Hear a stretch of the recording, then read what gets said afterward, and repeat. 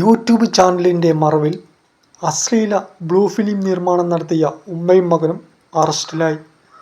രണ്ടാം വിവാഹത്തിലെ പ്രായപൂർത്തിയാകാത്ത പെൺകുട്ടികളും അറസ്റ്റിലായിട്ടുണ്ട്. ഫേസ്ബുക്കിലൂടെ ജോലി വാഗ്ദാനം ചെയ്താണ് ഇവർ പെൺകുട്ടികളെ വലയിലാക്കിയിരുന്നത്. കടുത്ത പീഡനവും പെൺകുട്ടികൾ നേരിട്ടിട്ടുണ്ട്. സംഭവം നടക്കുന്നത് കൊൽക്കത്തയിലാണ്. കൊൽക്കത്തയിലെ ശ്വേത ഖാൻ, മകൻ ആര്യ ഖാൻ എന്നിവരാണ് അറസ്റ്റിലായിരിക്കുന്നത്. കൊൽക്കത്തയിലെ മുതിർന്ന തൃണമൂൽ കോൺഗ്രസ് പ്രവർത്തകരോടൊപ്പം നിൽക്കുന്ന വീഡിയോകൾ ഇപ്പോൾ സോഷ്യൽ മീഡിയയിൽ വൈറലായിരിക്കുകയാണ്. യുവതി മുൻപ് ബാറിൽ ജീവനക്കാരിയായിരുന്നു. ബാർ ഡാൻസറായ യുവതി അതിനുശേഷം തൻ്റെ സാമ്പത്തിക ശക്തി മെച്ചപ്പെടുത്താൻ വേണ്ടിയാണ് പുതിയ ബിസിനസ്സിലേക്ക് ഇറങ്ങിയത്.